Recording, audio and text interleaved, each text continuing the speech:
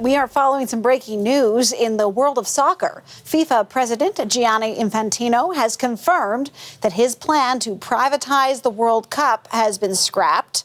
The New York Post was the first to report the collapse of the proposal. Infantino says that the division caused by the plan is the reason for the collapse. The deal, which aimed to raise more than $4 billion, sparked outrage across the soccer world.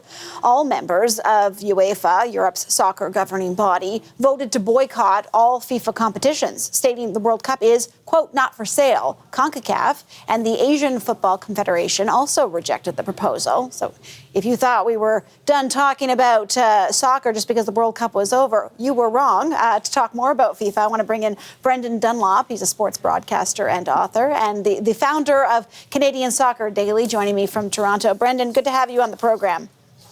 Thanks for having me. The world of soccer never stops rolling.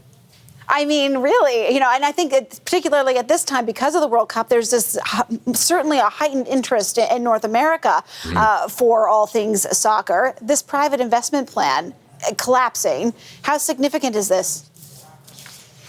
I mean, this is massive. I do think it's the hype, that FIFA were trying to capitalize on, and is why Gianni Infantino was so influenced by the powers that be in the United States, who have been using soccer and using FIFA over the last 18 months or leading up to the World Cup to really have a seat in the room, and in this case try and kind of control the room, by the room itself, not necessarily by soccer, but far too close to comfort for UEFA and for CONCACAF. And so I'm not surprised, to be honest, to see the deal fall through the way that it did, and nor am I surprised at the timing in which Gianni Infantino thought, got to strike while the iron is hot. And this was a tournament projected to have pulled in $11 billion, and a few years ago when they'd said that seemed outlandish, it seemed unrealistic, and then it looks like they walked away with $14 to $15 billion. So I could see why Gianni Infantino was influenced, that perhaps they'd left money on the table and then there was more out there, but the timing of this just was very poor, and he hadn't read the room, and he certainly has now, because without UEFA there would have been no party, certainly.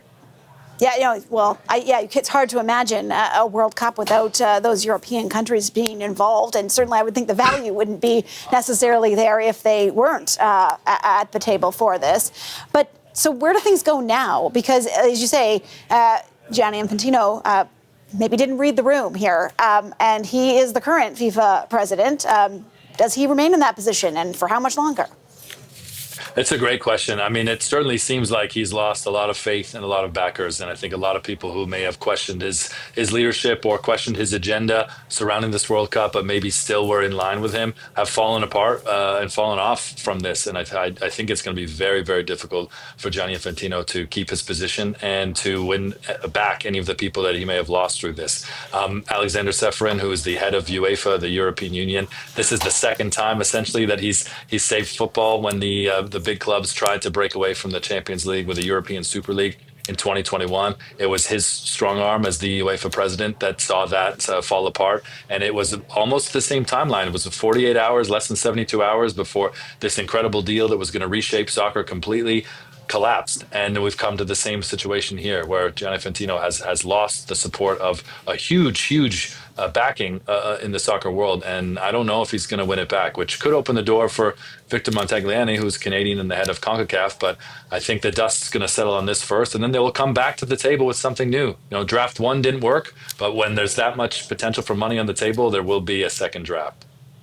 Can you explain for those who are unfamiliar with how FIFA works? I mean, when we say he may not have the backing of others at the table, all the other players, as it were, within the world of soccer, how does the president of FIFA continue or be replaced, or what's the process here? It's a bit of a hybrid of being NHL commissioner like Gary Bettman while also being elected like the Prime Minister of Canada, which makes FIFA very, very interesting. And FIFA does have, in its operations, in its hierarchy, in its organization, a very royal family type of feel, with some of the chaos that we've seen associated with, let's say, the Trump administration.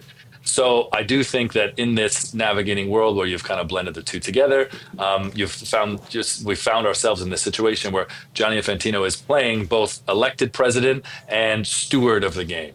And he has to have the backing and the votes of 211 member nations, of which UEFA has by far the strongest weight. And without UEFA voting and backing him to keep a seat, and without UEFA wanting to participate and the European nations wanting to participate in the World Cup, you wouldn't have that at all. So as hard as a line as that was, the next World Cup in 2030 is going to be co-hosted by Spain and Portugal and Morocco. It'd be very difficult to go forward with any of those plans if you didn't have UEFA involved. So that is why this fell short and this deal collapsed in the fashion that it did, going down in flames. But I do feel as though Infantino will come back with something different, but he's going to have a completely different approach.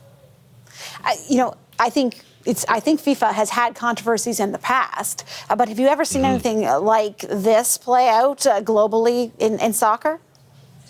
Well, this on a global scale with national teams, that's what makes it so unique and so close to home for so many, especially those in Canada who welcomed the world and watched, a 48-team World Cup, of which Canada played a significant role on and off the pitch. It hurts to see the game kind of go in this commercialized direction that feels very scary. I do think that the possibilities for growth of the game and the benefit of Canadian soccer that FIFA was pushing and advocating for, I do think that there are truths to that. There's obviously positivity to any added investment, and the game in this country has needed it for so long. But this level of investment and the control and the selling off of the stake, that's what makes it so different. You then become beholden to your shareholders, and soccer is not a company. And that's exactly how these member nations felt, and UEFA and CONCACAF drew that line very hard in the sand for Infantino and Kushner and all of the backers that thought that this $20 billion spin-off plan, very similar to the model that's been used to bring Formula One globally to the top with Liberty Media, a very similar structure and setup. It just won't work this way when you have those same stakeholders and investors controlling the operation of the tournaments and FIFA as a whole. Brendan Dunlop, sports broadcaster and author and founder of Canadian Soccer Daily. Really great to have you on the program. Thank you. Thanks for having me. Have a great weekend.